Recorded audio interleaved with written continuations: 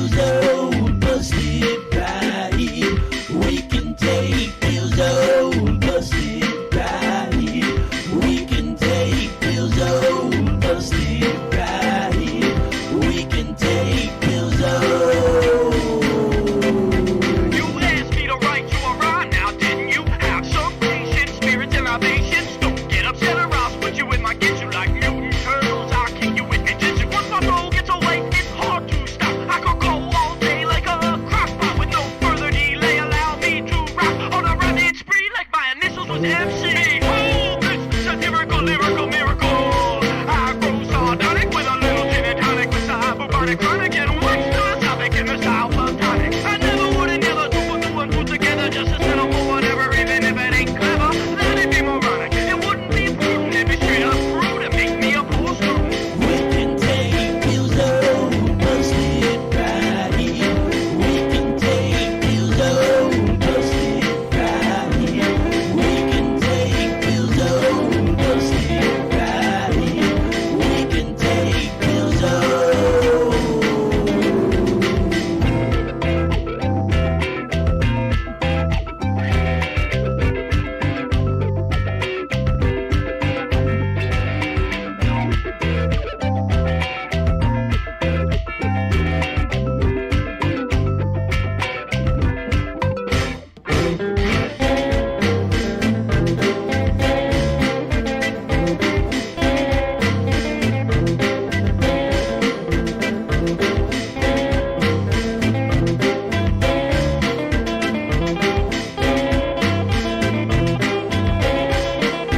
Man, you're like VHS, I'm like DVD. I'm Godfather to your Godfather free. I'm just as creative as I am contemplative by reasons only species when I'm being facetious. I don't try to be a student when I see a cutie. Back to the dude, tell her she's a beauty. I'm not a big booty, she'll be in a movie. Because the ladies just know I put her grooving. I answer the captain for a latte mochaccino. Behind the character, I found a cute bambino. It's serious with a smile, so I simple with a C note. Then I ask for her number without fear of a veto. Drinking big coffee like Rebecca Radonsky. I'm in charge of this party, call me Leo and Trotsky. Rising to power in kilometers per hour on dinner and steak, followed by a We frosty. can take Bill's old busted ride. We can take Bill's old busted ride. We can take Bill's old busted ride. We can take Bill's old.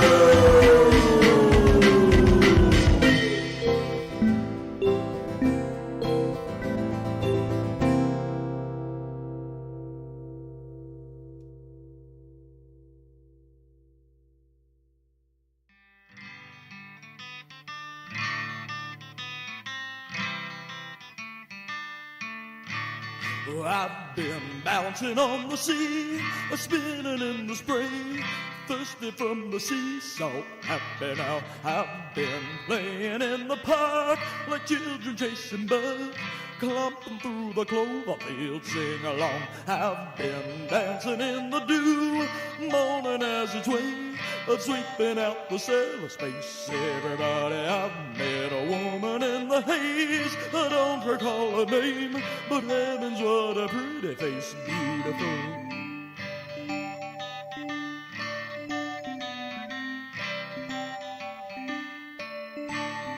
I've been bouncing on the sea, spinning in the spray, thirsty from the seesaw, happy now. I've been playing in the park like children chasing birds, clumping through the clover, sing along. I've been dancing in the dew, morning as it's way, sweeping out the cellar space. Everybody, I've met a woman in the haze, I don't recall her name, but heavens, what a pretty face, beautiful. But heavens, what a pretty face, beautiful. What a pretty face, beautiful.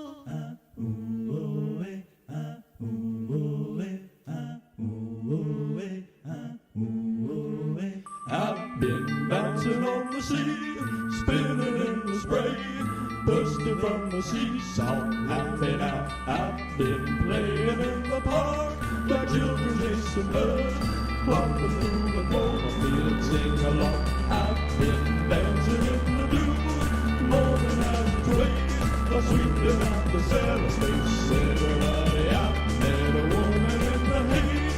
I don't recall her name, but heavens, what a pretty face, beautiful.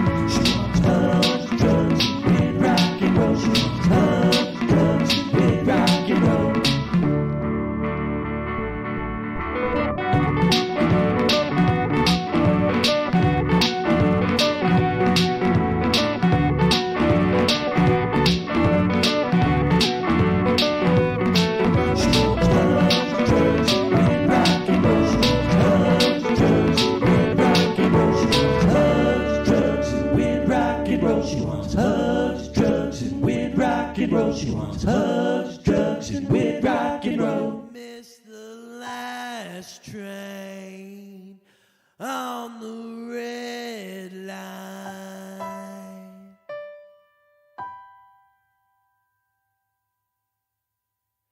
'Cause in the metal monster as it rolls away, you told the world that you'd be giving them hell, but now you don't know what to do with yourself. You missed the last train.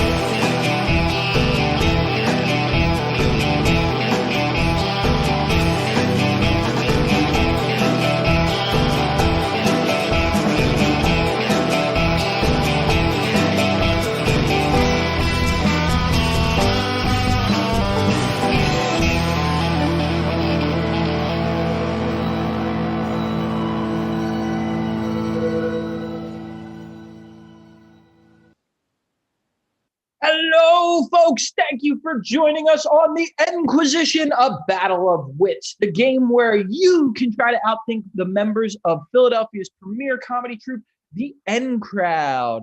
My name is Mike, and I'll be your quiz master tonight for this battle of champions. Every one of our contestants tonight has not only won an episode of the N-Quisition, they have each come back to play against other winners and won against them as well. So they are all second-degree champs. Tonight we'll be crowning our first ever third-degree champion. If you want to play along at home, a pen and paper might come in handy, as would a shovel and a 50-pound bag of rock salt. Before we go any further, I just want to say hello to one of our favorite N-Crowd fans. Hey, Woogie, how's it going? Thanks for joining us tonight. All right, let's go to our scorekeeper. He's well-renowned for his infinite integrity and boundless sagacity. It's Vegas the Incorruptible, everyone. Hi, Woogie. Hi, everyone else. Happy Friday, Mike. Happy Friday to you, man. Long week, or how was your week this week? Oh, it's not too bad. I got a new desk. You can't see it because it's underneath the camera, but it's made out of wood instead of plastic, like the thing I've been sitting at for a whole year. Oh, wow. Well, I've been working with wood a lot this week. That's right. Furniture all week. So we both have been doing furniture-related things. Oh, we both love wood. Well, a big story, even bigger than wood, in our Philadelphia area as well as around the country has been all the freaking snow that we've gotten.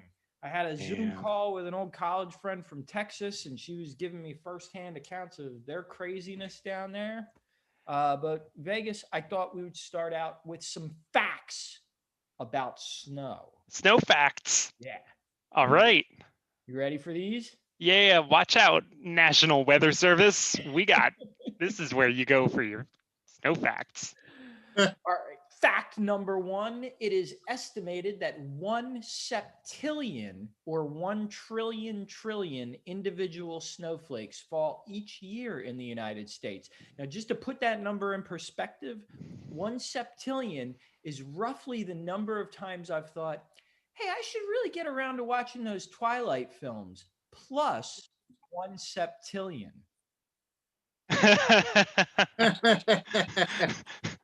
All right, here's fact number two. An avalanche is the term for a large mass of snow that hurtles down a mountain, while a Bruce-valanche used to be on Hollywood squares.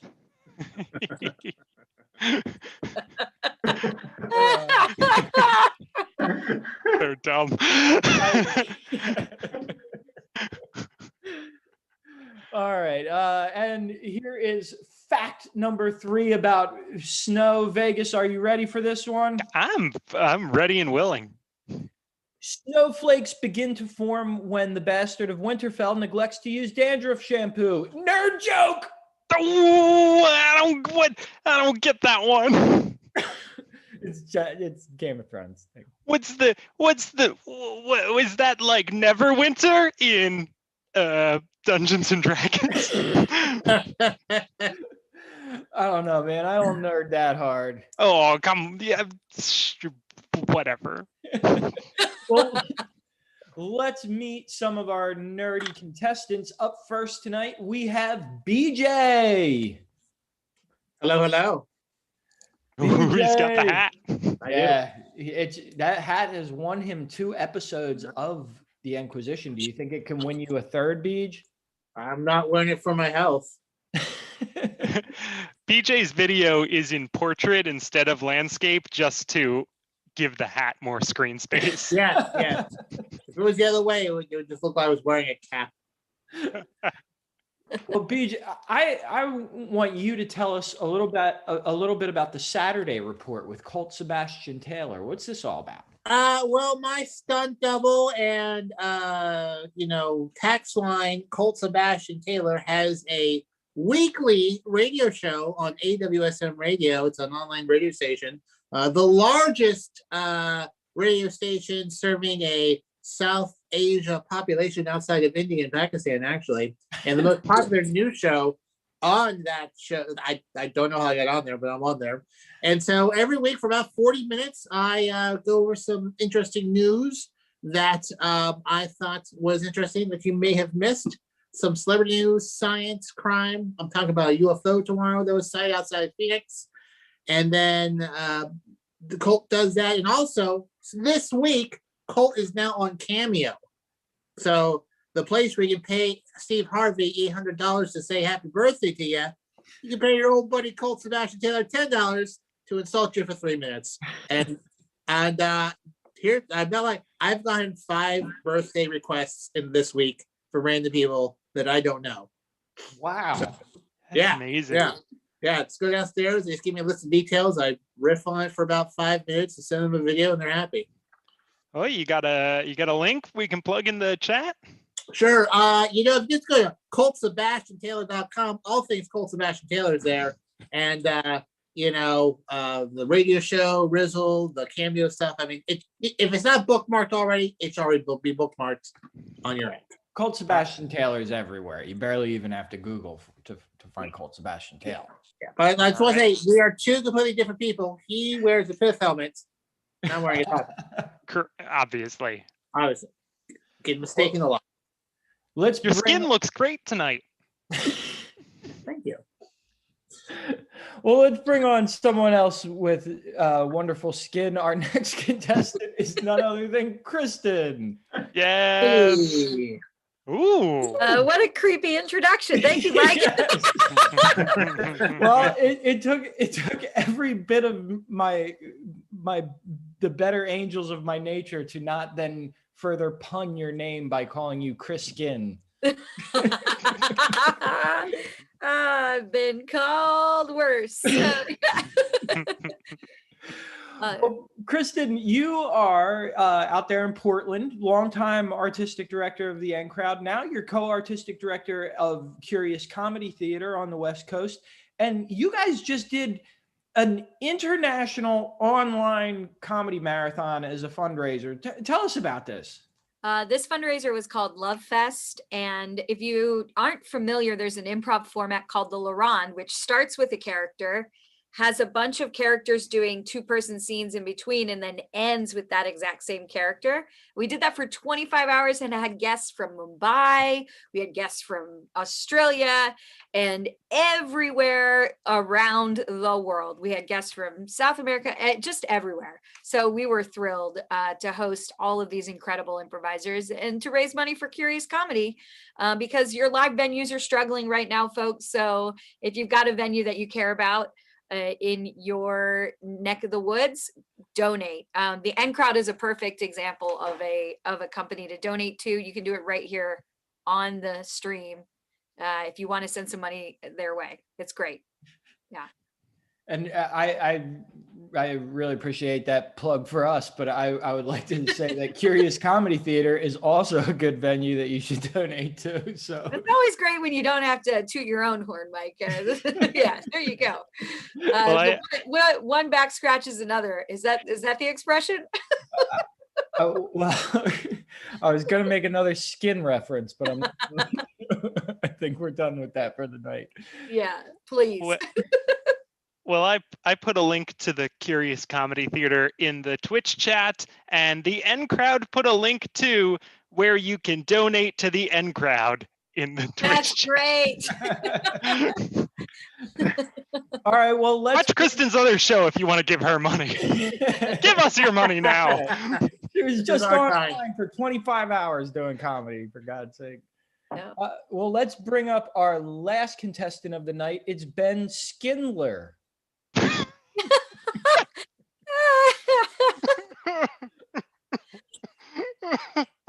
How are you doing tonight, Ben? Oh, I'm great. I just want to say I also know the names of various countries.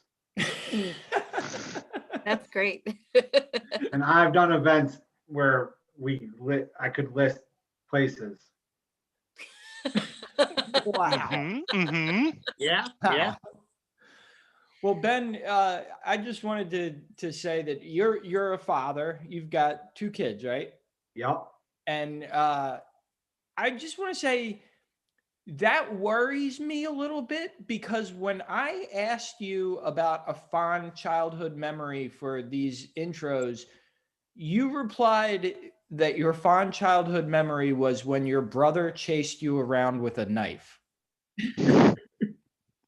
What kind of values are you instilling in your own children if this is what you took away from childhood?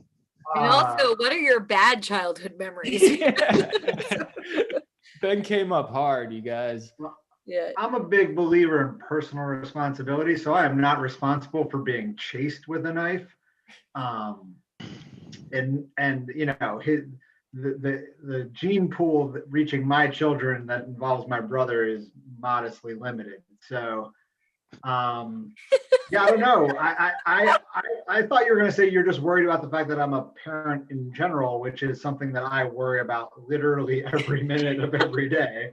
Luckily, you know, part of your the wife, and we're sure that she picks up some of the slack. she's here.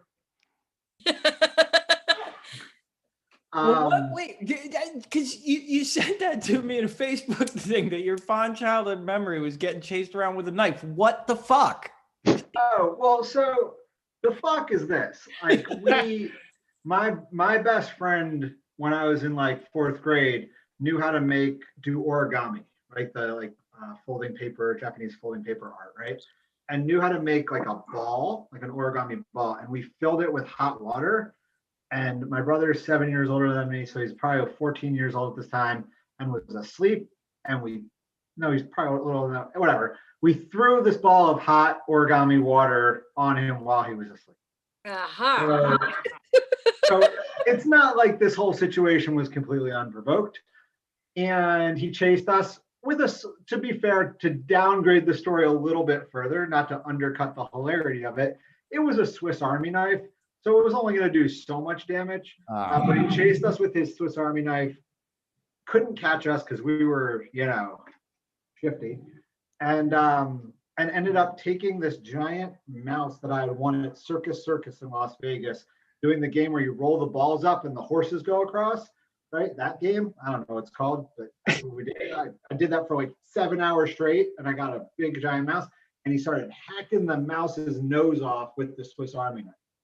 Oh. He was not that good with the knife. And so the mouse, I think to this day, assuming it's still at my parents' house somewhere, has like a nose that sort of just like hangs and dangles off to the side. No. And my parents took away his Swiss Army knife, so he lost. Yeah, it's a very disturbing story. Well, I'm just was glad like, you know, you didn't mar your beautiful skin. Classic. Sorry to all the middle children out there, but he's, you know, classic middle child syndrome there. All right. Well, we got our contestants. We got our scorekeeper. All Let's right. start off with round number 1. Jack, be quick.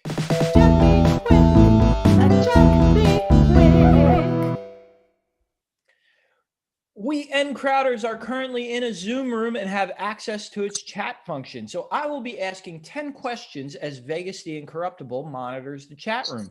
The first one of our contestants to type a capital N for N-Crowd into the chat room after a question is asked will be allowed to give an answer. Ooh, I can monitor the chat room while I have my screen shared. Oh, okay. So you will be. It's been a year of this show, and I found the button. But also, if Vegas feels that you typed the letter N before I stopped reading the question, then you lose your chance to answer. Lowercase n's are worth -2 points, but the contestant is still eligible to answer. And all correct answers in this round are worth 3 points unless otherwise noted. I guess I can share I can put the chat room here, and then the audience knows. Like, You think that's a good idea, Vegas? I mean, it's up to all of you. I mean, I'm down. Can you Let's resist? show him the chat. Can you resist typing dirty words when you know people can see what you're typing? Up until now, we've been filthy. Yep. Skin. All right. Here we go. Question number one. So fingers on ends, contestants. We talked a lot about snow at the top of the show, and we've probably all seen the classic close-ups of snow crystals under a microscope.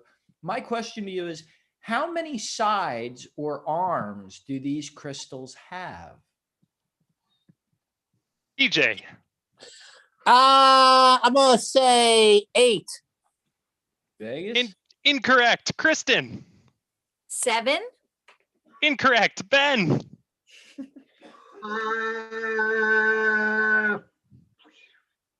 18. what? The Guys, answer again? no, Oh. it's 6. Oh. They're like Ah, the little hexagons. Guess what? Y'all just saying random numbers. If you said 3 or 12, we would have given you a point because technically they can form that way, even though they usually don't. But none of you said any of those numbers. So we'll just You'd move just on to shown the next picture. question. You'd shown the picture when you asked the question. It would have been. Yeah. I almost put the picture in the question by mistake, and now I kind of wish I did to see Well, how the results would have changed. whenever we had to cut out those snowflakes, like in class, I always fucked it up. So that makes complete sense. Well, I got to when I was researching that question, I got to read a very curmudgeonly. Well, the article wasn't curmudgeonly, but the chemist that they talked to in this NPR article was like very curmudgeonly about kids making 8-sided snowflakes and him being like, what are they teaching these kids? Years of research down the drain. Yeah. But I was happy to then take a ride through the main street in my little town, and they have snowflakes, decorative snowflakes on the pole that did have 6 arms. Wow. So go Glenside. All right. Hexagons. Great Yeah. shape. That's why bees use them for their honeycombs. Hexagons are the bestagons. Ah! Hey.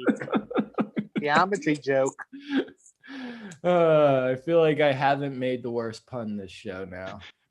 You've got time. Yeah, boy, it I wish does. I could claim that. There's a video out there. Yeah, Anyway, go for it. CCP Gray. That's the guy, right? Maybe. Maybe we watch different videos titled "Hexagons" or "The Bestagons." I'm not sure. No, I think that might be the dude. Anyway, next question. All right. Thanks for keeping things moving along here, Kristen. Question number 2. Created in 1812 by German geologist Friedrich Mohs, what property of minerals is measured by the Mohs scale? And here's a hint, because we've been talking about snow and winter weather. At 0 degrees Celsius, ice measures at 1.5 on this scale, similar to lead. But at negative 70 degrees, it measures at a 6, similar to titanium. Damn it. Kristen. Is that what it takes for a material to freeze? No. Okay. Not. BJ. I'm gonna say density. Ooh. Not quite. Oh, I feel like I get that. Well, if Ben fails, I think I should get the points. Ben. Solidity. Solidity. Is that a thing? Like how solid something is? Oh, Like it's density. oh, I think of that as an entirely different answer from the one you gave, BJ. I'm doing. What's I'm it doing- you get? There's Hey. no difference. Something could be solid, but not as dense. Okay. Good. You're all wrong. Oh, I did some quick judging to make sure. The answer is hardness. And why is that not the same as density or solidness? Because in this scale, hardness is referring to a measure of the object's resistance to scratching. They, Right. Wouldn't So that be diamonds are scratch-proofedness? super high on the Mohs scale. yeah, diamonds rank at 10. The human fingernail gets a 2.5. And if you think about that, that makes sense because if you have ice, which is at 1.5, you can kind of scratch it with your fingernail. Oh, you know what? That's how I remember this scale. Just that. Damn it. Yeah. So it's like who would win at a scratching contest?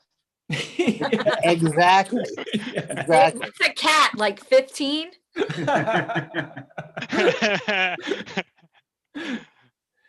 All Yeah, right.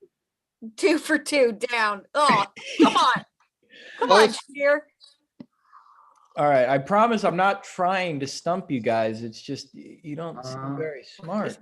Hey, you guys, you've won the N-Quisition once. You've won the N-Quisition twice. This is super N-Quisition. It'll be a 3-way draw. We'll EJ, see. your camera angle looks like you're in a Modrione painting or All right, question number 3. Which annual sporting event attracts more spectators than any other with over 10 million people showing up to watch every year? And here's a hint. This is physically present spectators, not TV viewers. It was BJ. Every year. Shit. I'm going. Well, That the World rules something Cup. out. Yeah, World Cup. Vegas, what do you think? Is the World Cup an annual event? It's not. It's not the answer to this question. I actually think, well, I shouldn't say it because I don't want to give a hint to anybody else. Ben. Yeah, I would think that because there are so many people who care about this in highly populated countries like India, it might be the Cricket World Cup. Ooh, that's a great guess and not the answer that we have here, God. which is probably right. Mike does a pretty good job writing these questions. Yeah, nobody ever fact checks me. I can just be totally bullshitting you guys. I'm gonna say it's the chicken wing eating contest in Philly. That definitely attracts the most viewers of guys who look like me and Mike. But the answer was the Tour de France. Damn it! I'm Or- getting all the I'm getting all the second answers right. all the second things pop in my head, and I've been spot on. Damn it! But if you think about it, like, you know, it's many days and people line up along the route to cheer people on and stuff. So They go through cities and shit. yeah. Here's some interesting numbers from that race. The average rider will push their pedals about 484,000 times over the 20-day event and burn about 123,000 calories. If you took all the sweat from all those riders, Ew. it gets better. You'd throw up. All that sweat could accommodate 39 toilet flushes. Oh, gross. Why did you have to mention toilets at the end of that and make it even worse? Already gross enough. Mike, you rode your bike all the way across the country. I wonder how much sweat. I mean, toilet flushes worth of sweat that one. Yeah. Well, notice Mike had kind of like a Kevin Costner Waterworld suit on, so he converted his sweat back into water. Yeah. I used to date a young lady who referred to me as the SBOE, the sweatiest boy on earth. So I think I probably generated 40 or 50 toilet flushes on that ride. Yeah.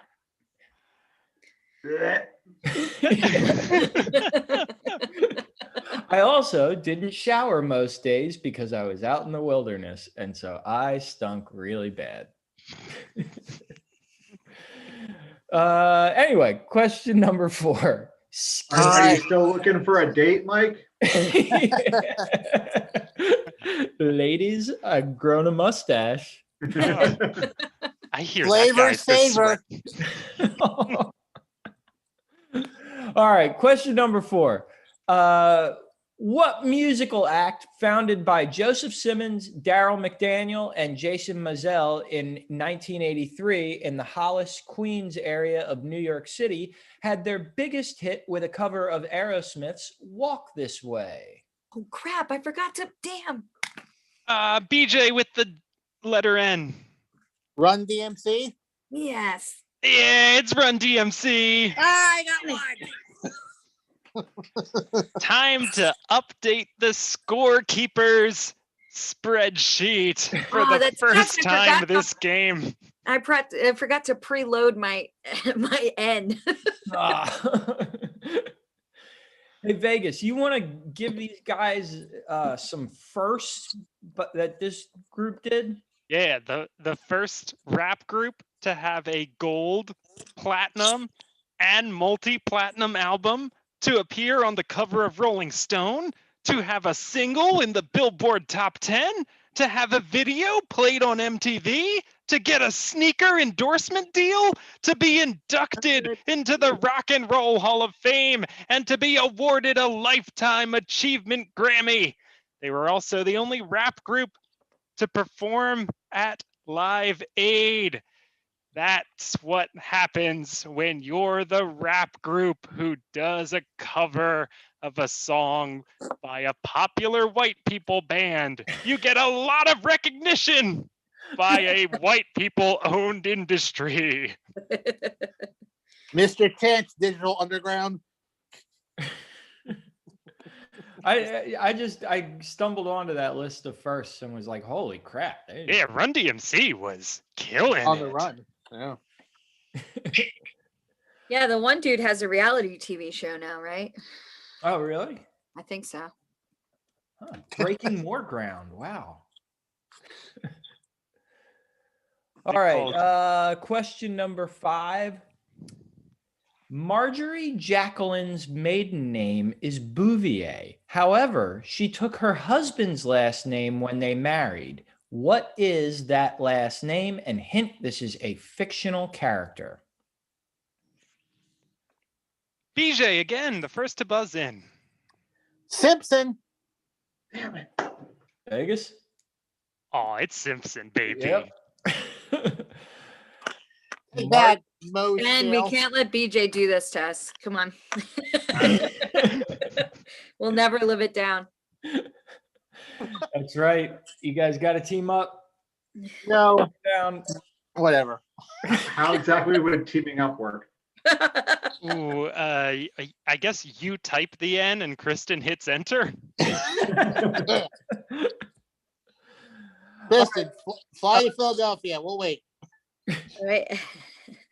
Here's question number 6. Famously, the busiest day for bars in the United States is usually the day before Thanksgiving. But dubbed Brown Friday, what is the busiest day of the year for plumbers? Kristen, Is that the day after Thanksgiving? it's the day after Thanksgiving. That's gross. This might be my favorite question of the night. Oh, man. Wait, this one right here? This might be, yeah. Just the setup punchline structure of the question. Pretty good. Well, it's funny because if you Google Brown Friday, you'll get this, that it's the plumbers thing, but it's also the name of a big hiring drive that FedEx does every year. UPS? Yeah, UPS. Yes. Yeah. What can Brown do for you? Yep. But they hire drivers for the holiday season and call it Brown Friday. And I think it's weird that nobody in the company was like, maybe we'd get more qualified applicants if we didn't name it after this plumbers thing too, that has to do with shit. All right, question number 7.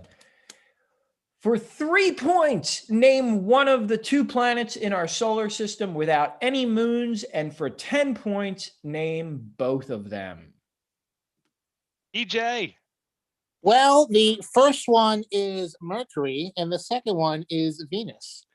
Damn! That's a big 10 points. Whew. Ruh-roh.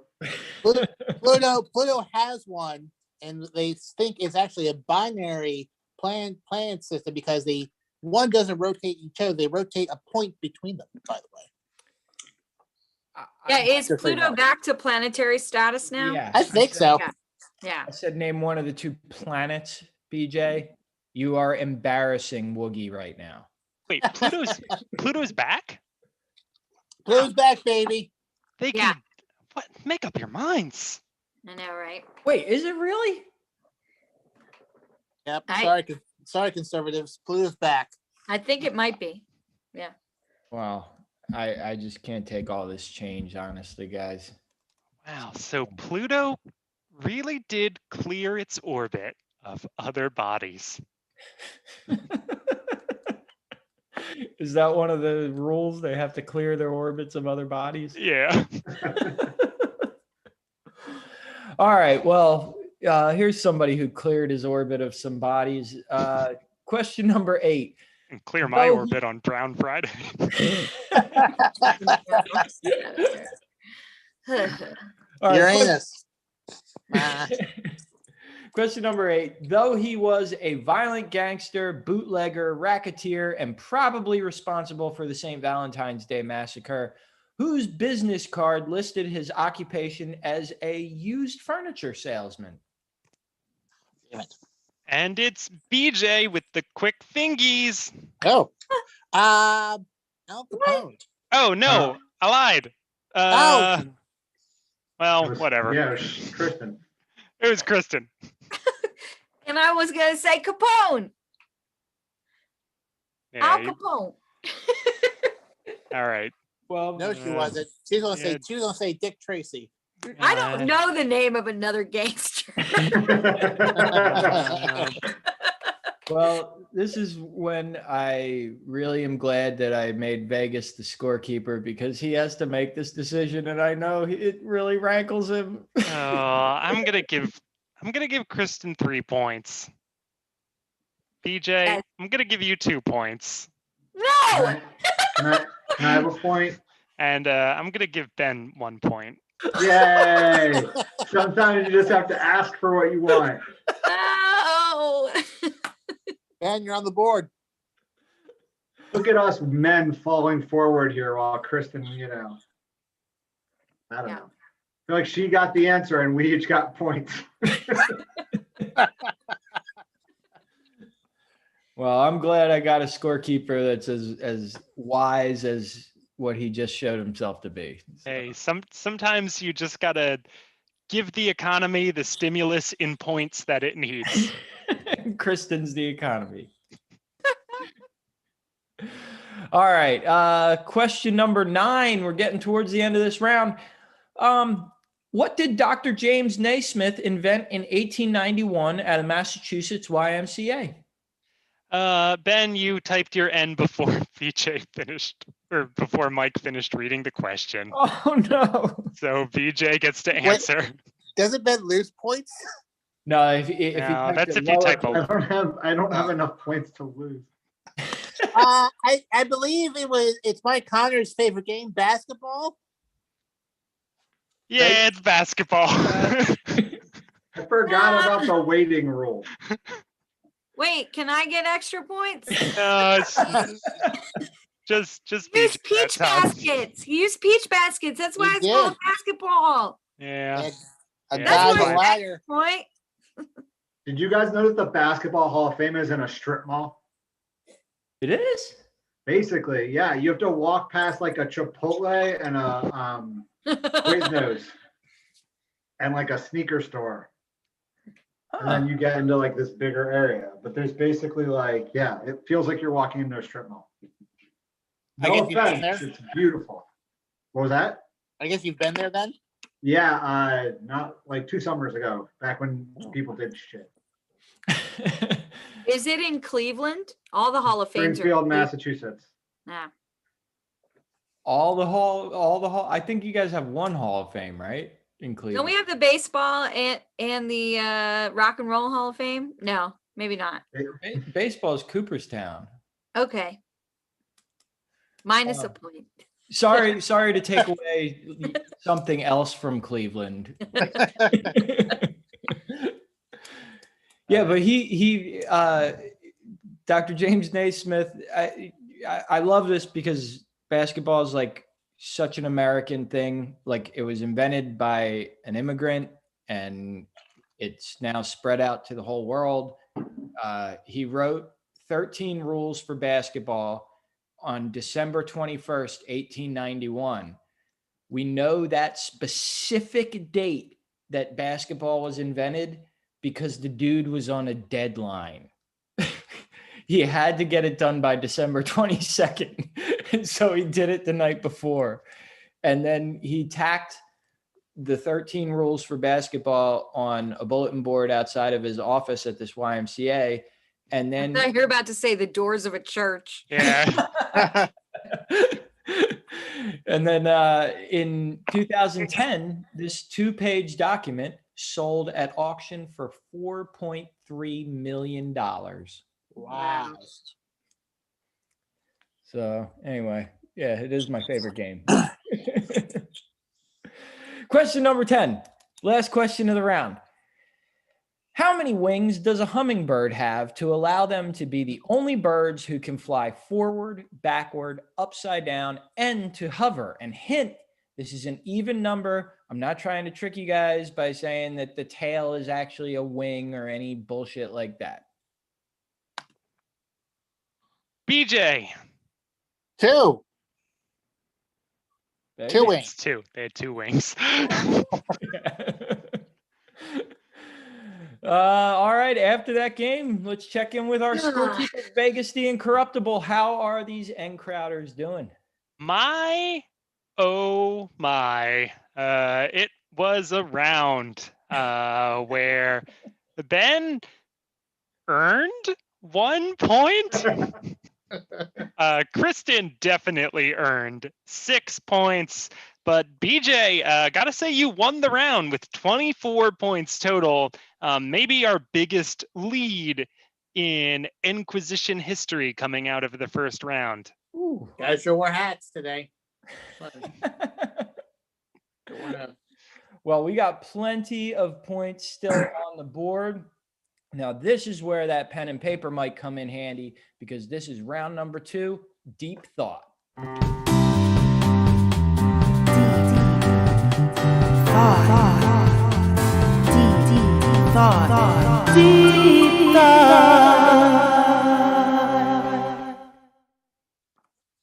These N-Crowders have all made their own answer cards. They're going to be recording the answers on those cards, and we'll be checking what they've written later in the show. So here is our first question. We like to, deep thought. We like to have these guys puzzle things out. I usually start it with math. So for 10 points, 10 points. all right, which is a big chunk of BJ's score, how many times does the digit 9 appear in the whole numbers between 1 and 100? Okay. How many times does the digit 9 appear in the whole numbers between 1 and 100?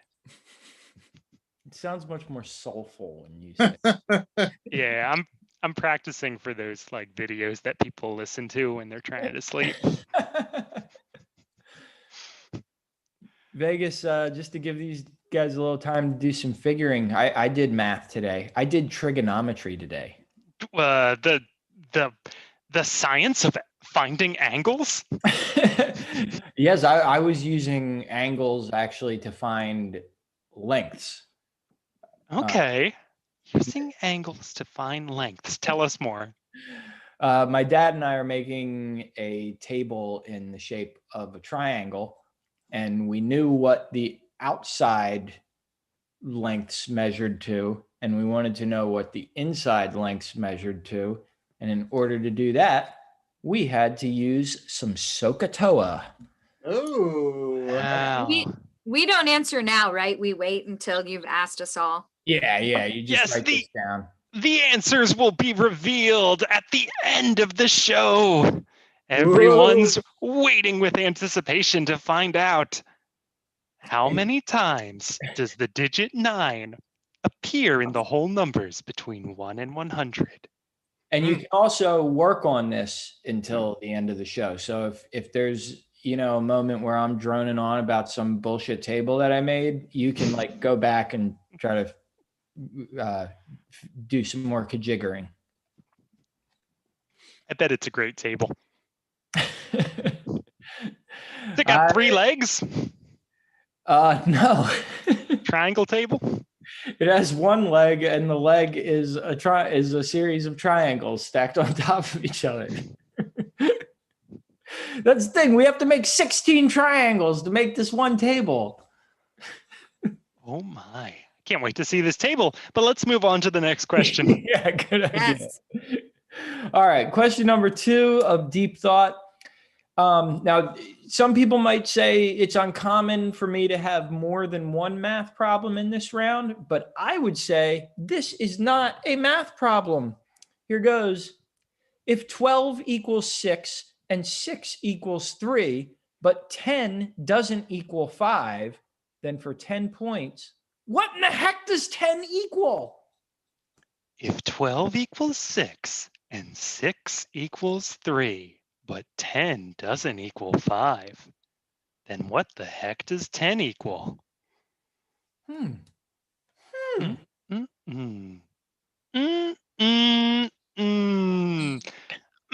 Mike, I like how your hair is growing out. Oh, thanks. You got some wispies on top. Yeah, I kind of poofed it up when I got out of the shower today. Yeah? Yeah. Ooh. You put that man in like a leather jacket and he is ready to hustle somebody at pool. This is the first time in my life that I've had a mustache not connected to other facial hair. Mm-hmm. How's it feel? I don't know. Have you ever rocked a mustache, Vegas? No, I have not. Yeah. Have not. I've had lots of mustache plus other things, but never mustache alone. I wanted to see if people would treat me differently, like when I went into stores and stuff. And then I realized that every time I go into stores, I have a